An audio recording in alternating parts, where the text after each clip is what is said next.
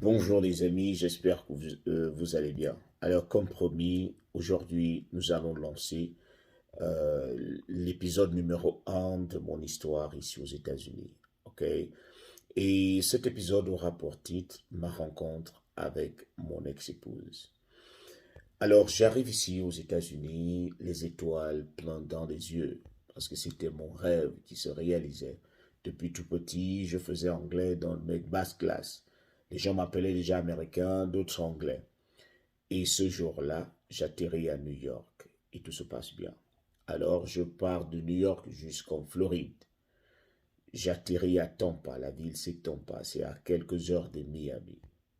Alors, je passe d'abord une, 2 semaines, un mois. Je ne travaille pas parce qu'il fallait que je m'adapte premièrement au climat et que j'essaye de m'adapter avec la culture américaine. Pour ceux qui ne le savent pas, j'ai fait des études américaines, c'est-à-dire je suis, mes diplômes sont basés sur la littérature et la civilisation américaine, mais je n'étais jamais venu aux États-Unis. Et lorsque j'arrive, il fallait que j'adapte ce que j'avais dans la tête à la réalité. Parce il y a une petite différence. C'est pas tout ce qu'on voit à la télé qui est comme le jour où vous venez ici. Alors, le troisième mois, je décide d'aller travailler. Et bien avant que je n'aille travailler, je sais pas, j'avais reçu de l'argent revenant du Gabon parce que j'avais laissé ma carte bancaire au Gabon et mon frère m'avait envoyé de l'argent. Et lorsque j'étais allé prendre cet argent, je me suis dit, je vais aller dans un restaurant parce qu'il fallait que je prenne un milkshake. Le milkshake, c'est du lait frappé. C'est très bon. Surtout lorsqu'on vient à peine d'arriver, on trouve que c'est très très bon. Alors, je me rends dans ce restaurant et pendant que je parlais à la caissière, je lui donnais mon parfum à la vanille, je sens un regard. Vous savez, le genre, vous parlez, vous regardez quelque part et vous avez l'impression que quelqu'un vous regarde. Donc, je sens un regard chaud sur moi. Je dis, mais je me retourne. Lorsque je regarde, je tombe sur une belle fille avec des très beaux yeux et un beau sourire. Et lorsqu'on se croise les yeux, elle esquisse un beau sourire. Et vous me connaissez, je suis un gentleman, il fallait que je lui rende son sourire. J'esquisse également le mien.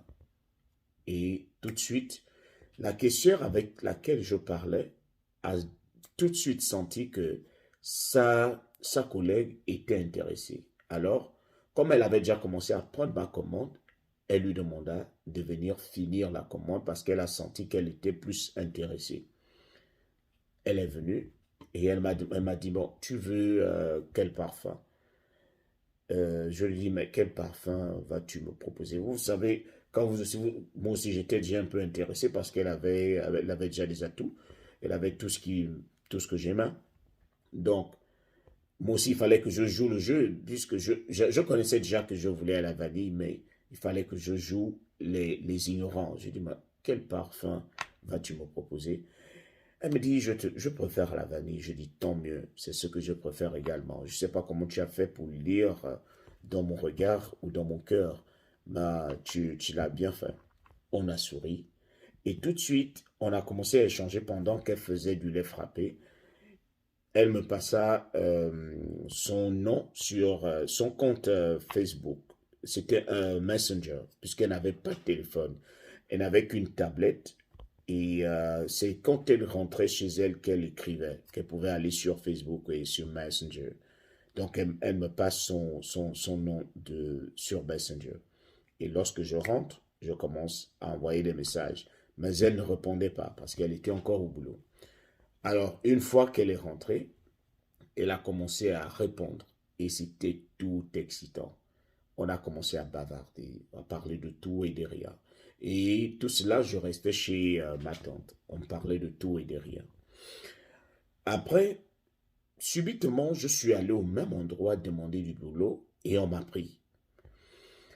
Alors, on commence à travailler ensemble. Elle travaillait en journée, moi j'avais commencé la nuit. Je ne savais même pas que elle, elle allait venir en soirée. Et tout de suite, on la prend en journée, on l'envoie dans la soirée, l'équipe de nuit. Et on se croise finalement. On commence à rentrer ensemble. Lorsqu'on finit le boulot à 4 heures du matin, on rentre, on prend le bus ensemble, elle va chez elle, je vais chez moi. Et j'attendais toujours qu'elle parte. Jusqu'au jour où je ne savais pas, je ne savais pas. Vous savez, lorsque vous connaissez quelqu'un, c'est difficile déjà de commencer à lui demander est-ce que tu as un petit ami et autres. C'est le courant qui commence à passer qui fait en sorte que vous oubliez ces détails-là.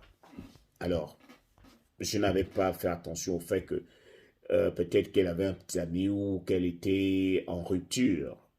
Mais ce jour-là, on était en train de rentrer, j'étais avec mon ami haïtien, j'étais accompagné de mon ex-épouse en question, mais on ne sortait pas encore ensemble. C'était du genre, il y avait le feeling, mais on n'était jamais sortis ensemble. Alors, on se dirige vers la gare de bus. Tout de suite surgit des buissons. Un homme, un bon Américain musclé, il commence à crier, à bavarder, à dire mais qu'est-ce que vous faites avec ma femme? Lui, il a utilisé le mot femme. Hein. Alors, elle commence à lui dire mais tu sors d'où? Tu es sous? Tu fumes? Toi et moi, on n'est plus ensemble. Je ne sais pas pourquoi tu te retrouves là. Le gars dit non, moi, je ne veux pas finir notre relation. Je veux qu'on continue. Je ne peux pas accepter que tu te balades avec les Africains. Je le regarde. Il est africain, il est noir, je suis noir. Je dis bon, j'ai l'impression que tu n'es pas allé à l'école. Il me dit, mais pourquoi? Je dis, mais pour quelqu'un qui est allé à l'école, ou même pour quelqu'un qui n'est pas allé à l'école, il doit savoir que tes ancêtres reviennent de l'Afrique. Quand tu me traites d'Africain, pour moi, ce n'est pas une injure, mais si tu penses que les Africains sont des sous-hommes, c'est que tu es un sous-homme. Le gars s'énerve, il me dit non, il me dit, parce que je m'attends. Tu as voulu insulter mon continent et il fallait que je te réponde. Après, ne voulant pas des soucis, vous savez, et j'étais sans papier, il ne fallait pas que je me mêle aux histoires de bagarre. Alors, je prends mon ami. Mon ami a seulement souri. Mon ami haïtien, il sourit. Pendant qu'on était en train de se déplacer, le gars s'énerve. Il donne un coup de poing à mon ami. Alors, lorsqu'il frappe mon ami, je dis, mais le gars là, donc, malgré tout ce qu'on est en train de faire pour éviter les problèmes, il attaque. Je prends le gars, je l'emmène au petit côté juste pour séparer, pour lui dire arrête, avant que moi-même je ne me mêle à la bagarre. Mon ami veut réagir, je le calme. Je dis, parce que je faisais tout pour qu'il n'y ait pas de bagarre. Parce qu'ici aux États-Unis, une fois il y a une petite bagarre, vous allez entendre la police arriver. Les gens ont déjà appelé la police. Donc, je prends mon ami, je le pousse, le gars revient. C'est là où je rentre dans la bagarre pour dire au gars, bon, c'est vrai, j'ai évité la bagarre, mais je vais un peu te montrer comment ça se passe chez moi. Ce que tu fais là, je sais faire ça. On fait ça tous les jours en Afrique. Donc, on commence à s'échanger. Après, j'entends le bruit de la voiture de police, un gyrophare. La voiture de police arrive, je dis, mais non, je suis mal barré. Si la police arrive ici et qu'elle nous interpelle, on va me demander des papiers que moi je n'en ai pas. Donc pour quelqu'un d'intelligent, tu es obligé de fuir. Alors, pendant que le gars essayait d'attaquer, je lui dis non, moi je tiens rien, je fuis, je pars. C'est là où je décale, je rentre dans un magasin. Et tout cela se passait à 4 heures du matin. Il y a des magasins qui ne ferment pas ici. Donc, je rentre dans le magasin tranquillement. Mon ami est resté dehors pendant qu'il parlait à la police. Heureusement que c'est un ami très fidèle, un ami très honnête. Donc, il m'avait protégé parce qu'il connaissait déjà ma situation. Et la fille avec qui j'étais également connaissait ma situation. Donc, lorsque la police était arrivée, mon ami, lui, il avait les papiers. Mon ami a montré ses papiers, la fille a montré ses papiers. Maintenant, on vient arrêter le gars, tout simplement parce qu'il avait frappé, il avait giflé la fille. Pendant que moi, je rentrais dans le magasin, le gars était resté à gifler la fille. Et pendant qu'il a giflé la fille, pendant qu'il giflait la fille, la police arrivait et la police l'a pris. On a demandé à la fille si elle portait plainte. Elle a dit oui. Et on a embarqué le gars. Il était allé en cellule le jour-là. Donc, moi, je viens avoir la peau sauve parce que j'avais eu des amis qui avaient réussi à me couvrir et j'avais été intelligent. Si je continuais la bagarre, je ne sais pas là où cela devait finir. Donc, je m'étais retiré et le jour-là, j'avais commencé à prendre mes distances pour ne plus trop me mêler avec la fille. Mais malheureusement, ça se collait toujours. Le gars était déjà en prison parce qu'il avait pris, on lui avait donné quelques mois. On lui avait donné quelques mois pour rester là-bas, pendant que nous, on a commencé à faire nos histoires. Dans le prochain épisode, nous allons passer à une autre étape, à l'épisode 2, où ça va être la concrétisation, c'est-à-dire lorsqu'on va commencer à parler de notre relation. Je veux que vous suiviez étape par étape comment ça se passe.